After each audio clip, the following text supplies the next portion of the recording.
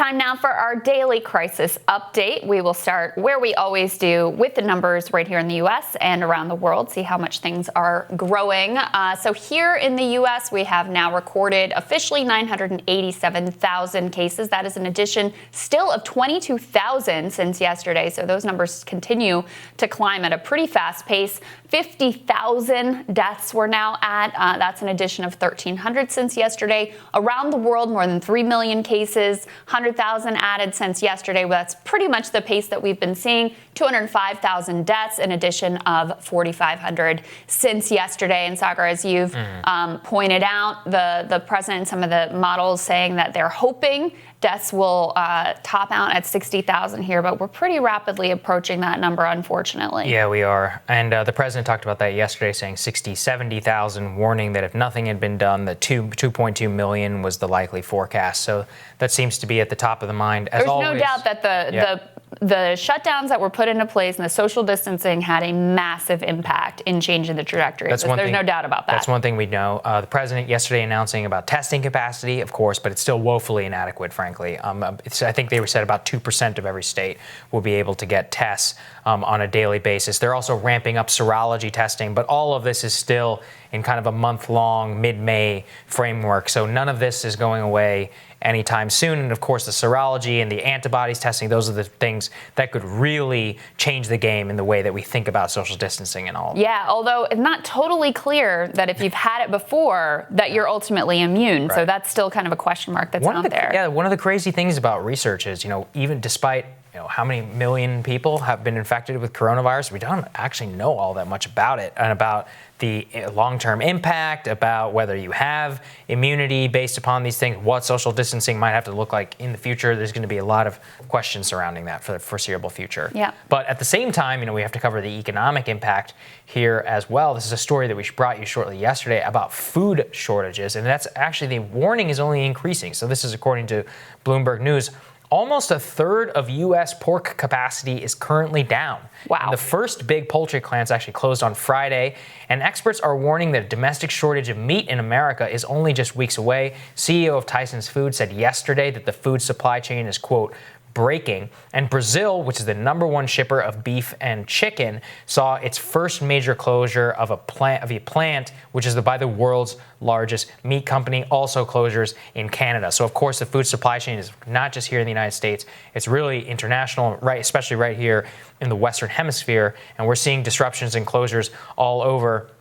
They're saying here that taken together, the United States, Brazil, and Canada are 65% of the entire world's meat trade. So this is something that really could cause shortages here in quite a quick time frame. Yeah, something we tracked yesterday. A worker at Smithfield Foods, which is a major pork processor, is suing that company for inadequate safety. Smithfield has had to shut down a number of their plants. They had quite a large outbreak, hundreds of workers at one of their plants that they had to shut down.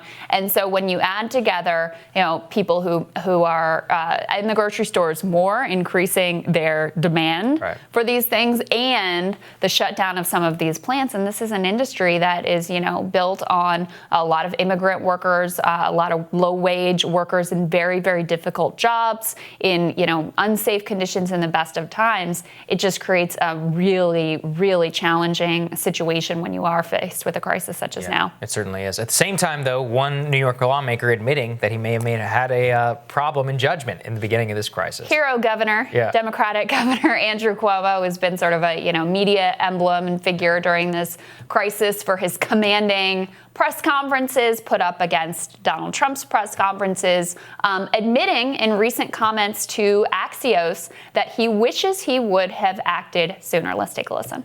But I wish someone stood up and blew the bugle. And if no one was going to blow the bugle, I would feel much better if I was a bugle blower last December and January.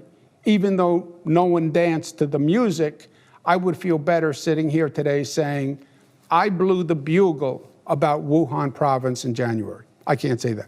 I mean, give him credit there for saying it, but there was a lengthy piece that compared the response of New York, not just Cuomo, but also Bill de Blasio, who did not do a great job with this either, versus Washington in particular. Washington was the first place to have recorded cases, and they really aggressively shut down. It was only about a week earlier than New York, but that gap in timing made a massive difference, and are the reason that Washington, not that they didn't have any case, but they're doing a lot better, much, much better than New York did, and New York became the epicenter. Yeah, it's that gap, and it's the population density. I mean, if they had shut down sooner, who knows? And like we've said here before, the real reason they're not getting the credit is because the media doesn't live there. Right. California and Washington are so far away from the national media headquarters, is they're not getting that credit. And in a very like an inverse way of the way things should work, you get more media coverage the worse job you did in originally containing the virus, because then you have to be at the forefront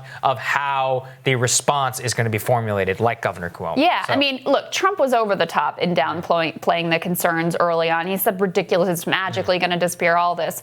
Cuomo and de Blasio were also downplaying concerns early on, though. I mean, you remember after de Blasio announced the gym closures that he has his limo drop him off at the gym for one last workout. I mean, that was sort of the approach that they were taking, because, look, I mean, it's hard to balance, especially if you aren't listening exclusively to the health experts of, if we close down schools, where are kids going to eat? You have a lot of kids who come from maybe unstable homes. What's going to happen? Like, there were a lot of concerns that went into that.